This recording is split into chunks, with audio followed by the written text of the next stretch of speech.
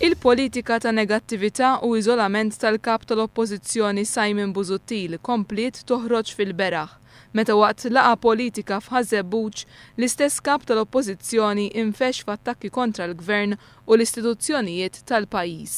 Busutill beda billi attakka lill-Speaker għaliex ta' ruling kontra l-oppożizzjoni u qal li d-deputati nazzjonalisti ħarġu l-barra sabiex ħadd ma jalqilhom ħalqhom.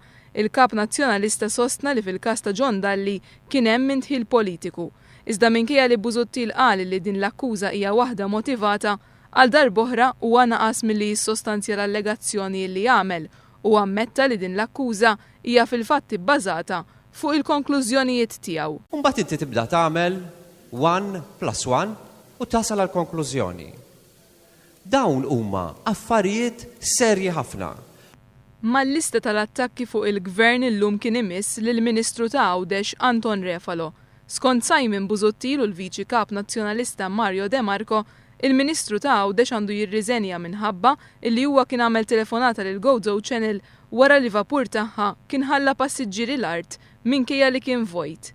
Skont Busuttil, il-Ministru ta' Għawdex għandu jsegwi l-istess standards bħalma kien isir fi żmien Gvern Nazzjonalista.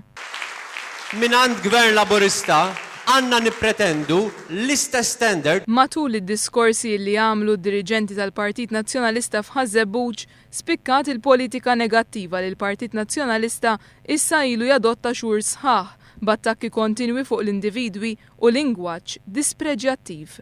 Għal darb'oħra l-Partit Nazzjonalista għażel li jkompli attakka lill-Ministri, lill-Korp tal-Pulizija u l-Armata, fejn il-kap tal-Partit Nazzjonalista Simon Busutill reġa' sostna li dawn ma jistgħux igawdu l-fiduċja tal-poplu għaliex skontu huma Laburisti.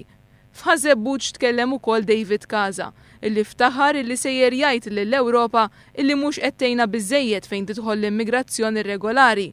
David Kaza nnifsu kien iffirma dikjarazzjoni flimkien ma' membri parlamentari Ewropej oħra fejn ikkritika l-pożizzjoni ċara li ħal-Gvern Malti dwar l-immigrazzjoni irregolari u dwar il-ħtieġa li pajjiżna jirċievi aktar għajnuna mill-Unjoni Ewropea f'dan ir-rigward.